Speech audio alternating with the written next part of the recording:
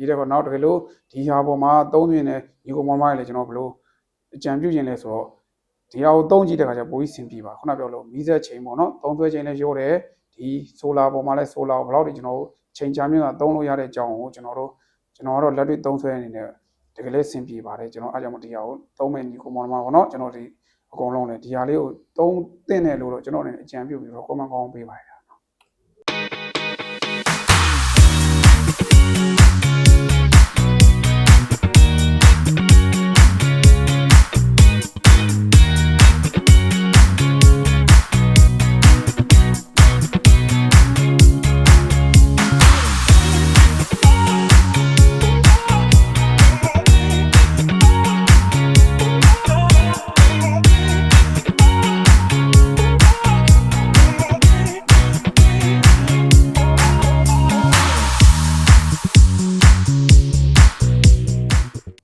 ဟုတ်ကဲ့မင်္ဂလာပါကို မင်္ဂလာပါကို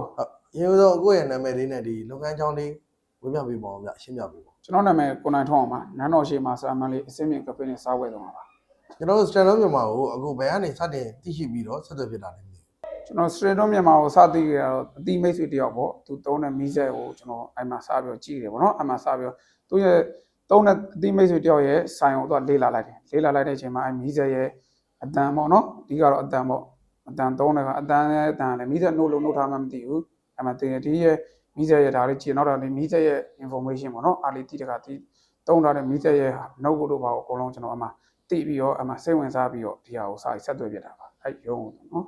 ်ကျွန်တော်စတန်လုံးကနေပြီးတော့ကျွန်တော်မီးစက်ကိုမရွေးချယ်ခင်မှာအခုရှေ့ပိုင်းမှာမီးစက်နဲ့ပတ်သက်ပြီးအခက်အခဲတွေရှိခဲ့ဘူးလားဗျစတန်လုံးမြန်မာပေါ့နော်ဒီမီးစက်ကိုမရွေးချယ်ခင်တော့မီးစက်ကအရင်သုံးခဲ့တဲ့မီးစက်တွေရှိအောင်နော်အဲ့မှာမီးစက်က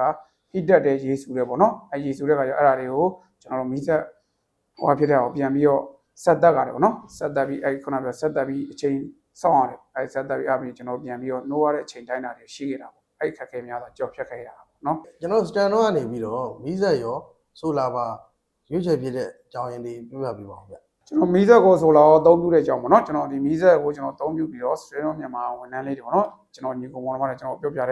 ်ပြောပြတဲ့ခါကျတော့ကျွန်တော်မီးစက်ကိုကျွန်တော်မောင်းနှင်းချိန်ကျွန်တော်ရှော့ခြင်းတယ်ပေါ့နော်ကျွန်တော်အသုံးပြုခြင်းနည်းနည်းလေးရှော့ခြင်းတဲ့ခါပြောတဲ့ခါတို့ကဒီဆိုလာနဲ့မီးစက်နဲ့အသုံးပြုရင်ဘလို့မျိုးဟိုပေါ့ကောင်းတဲ့အကြောင်းပေါ့နော်နောက်တော့ကျွန်တော်ဒီလိုစီစားနှုန်းကတက်တာတဲ့အကြောင်းအချိန်လေးရော့တယ်ပေါ့နော်အဲ့ဒါလေးကိုကျွန်တော်ရှင်းပြတဲ့ခါမှာကျွန်တော်အဲ့ဒါကိုသူတို့ပေးတော့ကောင်းမှကျွန်တော်တည်တည်ချာနားထောင်မယ်နော်နားထောင်ကျွန်တော်စဉ်းစားပြီးမှကျွန်တော်ဒီနှစ်ခုလုံးရွေးချယ်ကိုကျွန်တော်ဆုံးဖြတ်ချက်ကောင်းဆုံးချခဲ့လိုက်တာပါကျွန်တော်စတန်လုံးမြန်မာကနေပြီးတော့ product တွေ service တွေဝယ်ယူအားပေးတဲ့အခါမှာအခုအနေနဲ့ဘယ်လိုမျိုးခံစားရလဲဒီကတော့ခုနသုံးတဲ့ဟာပေါ့ဘာစိတ်ကြင်ကြမှုရှိလဲဆိုတော့ခုနပြောလို့ပေါ့နော်ဒီမီးစက်ကိုကျွန်တော်သုံးပြုတဲ့ခါမှာအကြောင်းမျိုးကြောင့်ခက်ခဲကြောင်မေးတဲ့ခါလည်းရှိအောင်နော်အဲ့မှာတို့ကျွန်တော်တို့ကိုဖုန်းနဲ့တော့လည်းဆက်သွယ်ပြီးပြောတယ်ပေါ့နော်ဆရာဟိုကျွန်တော်တို့မှာအင်ဂျင်ဝိုင်လဲရမယ့်ချိန်ရောက်ပြီတဲ့ကြောင့်ပေါ့နော်နောက်သုံးတဲ့ note တွေရောအဆင်ပြေရလားပေါ့အဲ့လေးကိုကျွန်တော်တို့အကြံပြုတယ်အဲ့မှာကျွန်တော်တို့အနေနဲ့ပို့ပြီးတော့ကျွန်တော်တို့သုံးပြုတဲ့လူတွေမှာအကြောင်းမျိုးကြောင့်မေးကြအောင်လည်းမေးနိုင်တာပေါ့နော်အဲ့လေးမှာရှိတယ်ဟိုအဲ့မှာကျွန်တော်ကတောင်းဝန်ခံနေပါလေရှိတဲ့ခါကျတို့ပြောတဲ့ခါကျတော့ဒီမှာကျွန်တော်တို့မေးတဲ့ခါလည်းရှိတယ်အဲ့ဟာကိုကျွန်တော်တို့ပြန်ပြီးတော့ဒီလိုကျွန်တော်တို့အတိပေးတဲ့ခါကျတော့ကျွန်တော်တို့အနေနဲ့ပို့ပြီးတော့ကောင်းလုံးချင်ဖြစ်တာပေါ့နော်ဟုတ်ကဲ့ဗျဟုတ်ကျွန်တော်စံတော့ကနေပြီးတော့ product လေးပေါ့နော်ဥပမာမီးစက်တို့ဆိုလာတို့ဝယ်ယူအသုံးပြုပြီးသွားတဲ့အချိန်မှာအခုအနေနဲ့ဘယ်လိုအကျိုးကျေးဇူးတွေရခဲ့လဲဘယ်လိုမျိုးအမှတ်တရလေးရောရခဲ့တယ်မျိုးရှိခဲ့တယ်မျိုးဗျဒီမီးစက်နဲ့ဆိုလာသုံးဖို့တဲ့ဘယ်လိုကြိုးကျူးစုရလဲဆိုတော့ကျွန်တော်အရင်တော့ပေါ့နော်မီးစက်မောင်းနေချိန်ကတစ်နေ့ကို12နာရီလောက်ရှိအောင်ပေါ့နော်မီးစက်ကိုဆိုလာသုံးပြုတဲ့အချိန်မှာကျွန်တော်တိတိတသာကိုကျွန်တော်အနေနဲ့ပို့ပြီးတော့ဟိုပေါ့အကျိုးကျေးဇူးအများကြီးရတော့ဗာလဲဆိုတော့အရင်တော့12နာရီနှိုးရတဲ့ပုံမှာကျွန်တော်တို့ကမီးစက်ကို4နာရီလောက်ထိပြန်ပြီးတော့ဟို8နာရီလောက်ပေါ့နော်ဒီနေ့ကို12နာရီနှိုးတဲ့အချိန်မှာ8နာရီလောက်ပဲမောင်းနေချိန်ရော့တယ်ဒီဆိုလာထောက်တယ်ပေါ့နော်အဲ့မှာကျွန်တော်တို့ဘာတွေကြိုးကျေးဇူးရလဲညာပိုင်းတွေပေါ့နော်အခက်အခဲရှိတဲ့ပုံကျွန်တော်တို့အနေနဲ့မီးစက်နှုတ်ပြီးတခါဆိုလာပြန်သုံးရတယ်နေခင်းဆိုလဲကျွန်တော်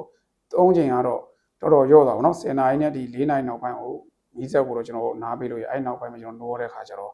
အကျိုးကျေးဇူးကတော့အဲ့လိုများတာပေါ့ဒီကတော့စီစားနှုန်းတက်တာတဲ့အတွက်ကျွန်တော်တို့အနေနဲ့အသုံးပြုရတာပို့ပြီးတော့ကျွန်တော်အသုံးပြုတဲ့ customer အနေနဲ့ပို့ပြီးတော့လေအရန်ဟို save ဖြစ်တာပေါ့နော်ဟုတ်ကဲ့ဗျကျွန်တော်တို့စီကနေပြီးတော့မီးစက်အသုံးပြုပြီးတော့အခု solar ပါထပ်မှန်တက်ဆင်အသုံးပြုလိုက်တဲ့အခါမှာအခုအနေနဲ့ကုန်ကျစရိတ်ဘယ်လောက်ထိတက်တာသွားလဲဗျကျွန်တော်မီးစက်ကသုံးပြီးတော့ဒီ solar တက်ဆင်တဲ့ခါကျဘာတွေတက်တာလဲဆိုတော့အရင်တော့တိတိတသာကိုတက်တာတော့เนาะအရင်တော့ကျွန်တော်တို့ဟို3ပုံ2ပုံလောက်ကိုတက်တာသွားဒီ solar သုံးလိုက်တော့ပေါ့သုံးနေအရင်တော့သုံးနေ C note ပေါ့เนาะ C point တော့ဒီနေ့ကိုကျွန်တော်တို့ ပေပေါင်း3ရက်လောက်3ရက်နဲ့အခုတပေပေါင်း10ရက်လောက်အထိကိုတည်တည်သာသာတက်တာတော့အဲ့တော့ဒီ solar ဟိုပြန်သုံးတဲ့ခါတော့ကျွန်တော်အနေနဲ့ဟိုဖြစ်နေတဲ့ပုံမှာတော့ solar သုံးသူတွေနဲ့တော့ကျွန်တော်အနေနဲ့တော့ recommend ပေးတယ်ပေါ့နော် ဟုတ်ကဲ့ကျွန်တော်ဒီစံတော်မြန်မာကနေပြီးတော့မီးစက်တွေဝယ်ယူအားပေးတယ်ဒီ solar တွေဝယ်ယူအားပေးတယ်အဲ့ဒီပုံမှာရောစိတ်ကျဉ်တဲ့မှုရှိလားကျွန်တော်တို့ပေးတဲ့ဝန်ဆောင်မှုပုံမှာရောဘယ်လိုမျိုးမြင်လဲမသိဘူးဗျ စိတ်ကျဉ်မှုရှိလားဆိုတော့မီးစက်ကိုစသုံးတာပေါ့နော်ခုနပြောလို့ကျွန်တော်မောင်းနှင်းချင်းရောလာတယ်ပေါ့နော်မောင်းနှင်းချင်းရောတာတော့ကျွန်တော်တို့ခုနပြောလို့မီးစက်မှာကအတန်ဆူလောင်ခြင်းမရှိတဲ့အတွက်ပို့ပြီးတော့စိတ်ကျဉ်မှုကောင်းတာပေါ့ခုနဆိုလာကတော့ခုနကျွန်တော်ပြောလို့ပေါ့ဆိုလာဒီ